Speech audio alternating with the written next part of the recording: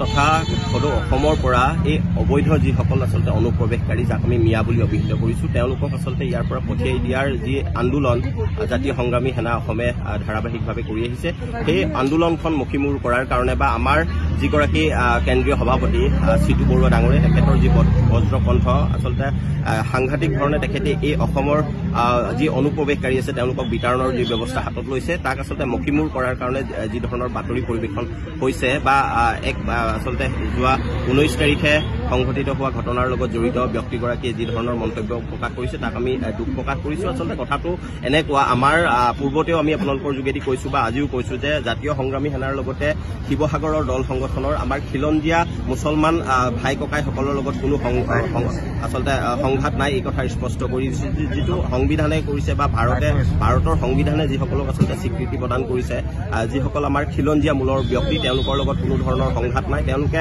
অসমৰ বিভিন্ন প্ৰান্তলৈ আচলতে কৰ্মসূত্ৰে আহিব পাৰে, বিভিন্ন ধৰণৰ কাম কাজত নিয়োগ হ'ব পাৰে, তাত কোনো ধৰণৰ বাধা নাই। আৰু এটা কথা স্পষ্ট কৰি দিছোঁ এই অপশক্তি এটাই আচলতে এই যিখন সংগ্ৰাম এই সংগ্ৰামখন থানবাম কৰাৰ যি চেষ্টা কৰিছে এই চেষ্টা কেতিয়াও আচলতে সফল হ'বলৈ দিয়াই নহয় এই কথা স্পষ্ট কৰি দিছোঁ। পুনৰবাৰ আমাৰ কথা স্পষ্ট উজনি অসম তথা অসমৰ পৰা সন্দেহযুক্ত লোকসকল যাব লাগিব। যিকোনো পৰিস্থিতিৰ মোকাবিলা কৰি আমি এইসকলক আচলতে বিতৰণ কৰাৰ ব্যৱস্থা কৰিম। কিন্তু সমান্তৰালভাৱে আমি খিলঞ্জীয়া যিসকল লোক আছে তেওঁলোকলৈ এটা আহ্বান জনাব বিচাৰিছোঁ যে এতিয়া যিহেতু সমাজখনত আচলতে এটা বেলেগ ধৰণৰ বাতাবৰণৰ সৃষ্টি হৈছে যে হিন্দু মুছলমানৰ মাজত আচলতে সংঘাত লগোৱাৰ একাংশই আচলতে চেষ্টা কৰিছে। এই ক্ষেত্ৰত আপোনালোক আচলতে সজাগ হৈ থাকিব। যিসকল অসমৰ বিভিন্ন প্ৰান্তলৈ আচলতে আপোনালোকে মানুহ পঠিয়াই তেওঁলোকক আপোনালোকৰ যোগেদি এটা আচলতে ব্যৱস্থা কৰি পঠিয়াব যাতে সাধাৰণ মানুহ বা প্ৰশাসনৰ লোকে সন্দেহ নোপজে যে সেইসকল সন্দেহযুক্ত নহয়। গতিকে সেই ক্ষেত্ৰত আপোনালোকে ব্যৱস্থা গ্ৰহণ কৰিবলৈ আপোনালোকৰ আমি আহ্বান জনাইছোঁ। আৰু গোটেই অসমৰ প্ৰেক্ষাপটত যিটো আচলতে সাতানপুৰুষীয়া শান্তি সম্প্ৰীতি আছে এই শান্তি সম্প্ৰীতি বিনষ্ট কৰাৰ কাৰণে যাতে কোনো এটা পক্ষই যাতে সহযোগিতা নকৰে তাৰ কাৰণে আমাৰ প্ৰতিজন ব্যক্তিলৈ আমি জাতীয় সংগ্ৰামী সেনাৰ অসমৰ তৰফৰ পৰা পুনৰবাৰ আপোনালোকৰ জৰিয়তে আমি স্পষ্ট কৰি দিছোঁ।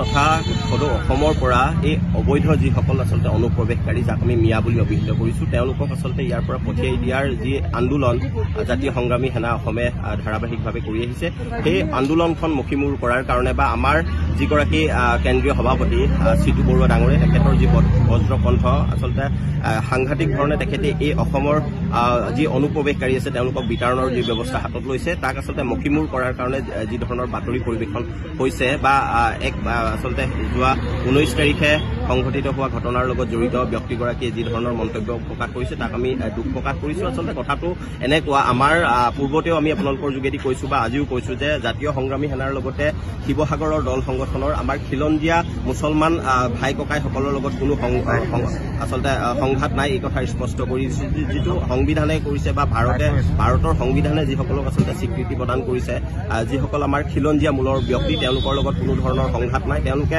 অসমৰ বিভিন্ন প্ৰান্তলৈ আচলতে কৰ্মসূত্ৰে আহিব পাৰে, বিভিন্ন ধৰণৰ কাম কাজত নিয়োগ হ'ব পাৰে, তাত কোনো ধৰণৰ বাধা নাই। আৰু এটা কথা স্পষ্ট কৰি দিছোঁ এই অপশক্তি এটাই আচলতে এই যিখন সংগ্ৰাম এই সংগ্ৰামখন থানবাম কৰাৰ যি চেষ্টা কৰিছে এই চেষ্টা কেতিয়াও আচলতে সফল হ'বলৈ দিয়াই নহয় এই কথা স্পষ্ট কৰি দিছোঁ। পুনৰবাৰ আমাৰ কথা স্পষ্ট উজনি অসম তথা অসমৰ পৰা সন্দেহযুক্ত লোকসকল যাব লাগিব। যিকোনো পৰিস্থিতিৰ মোকাবিলা কৰি আমি এইসকলক আচলতে বিতৰণ কৰাৰ ব্যৱস্থা কৰিম। কিন্তু সমান্তৰালভাৱে আমি খিলঞ্জীয়া যিসকল লোক আছে তেওঁলোকলৈ এটা আহ্বান জনাব বিচাৰিছোঁ যে এতিয়া যিহেতু সমাজখনত আচলতে এটা বেলেগ ধৰণৰ বাতাবৰণৰ সৃষ্টি হৈছে যে হিন্দু মুছলমানৰ মাজত আচলতে সংঘাত লগোৱাৰ একাংশই আচলতে চেষ্টা কৰিছে। এই ক্ষেত্ৰত আপোনালোক আচলতে সজাগ হৈ থাকিব। যিসকল অসমৰ বিভিন্ন প্ৰান্তলৈ আচলতে আপোনালোকে মানুহ পঠিয়াই তেওঁলোকক আপোনালোকৰ যোগেদি এটা আচলতে ব্যৱস্থা কৰি পঠিয়াব যাতে সাধাৰণ মানুহ বা প্ৰশাসনৰ লোকে সন্দেহ নোপজে যে সেইসকল সন্দেহযুক্ত নহয়। গতিকে সেই ক্ষেত্ৰত আপোনালোকে ব্যৱস্থা গ্ৰহণ কৰিবলৈ আপোনালোকৰ আমি আহ্বান জনাইছোঁ। আৰু গোটেই অসমৰ প্ৰেক্ষাপটত যিটো আচলতে সাতানপুৰুষীয়া শান্তি সম্প্ৰীতি আছে এই শান্তি সম্প্ৰীতি বিনষ্ট কৰাৰ কাৰণে যাতে কোনো এটা পক্ষই যাতে সহযোগিতা নকৰে তাৰ কাৰণে আমাৰ প্ৰতিজন ব্যক্তিলৈ আমি জাতীয় সংগ্ৰামী সেনাৰ অসমৰ তৰফৰ পৰা পুনৰবাৰ আপোনালোকৰ জৰিয়তে আমি স্পষ্ট কৰি দিছোঁ।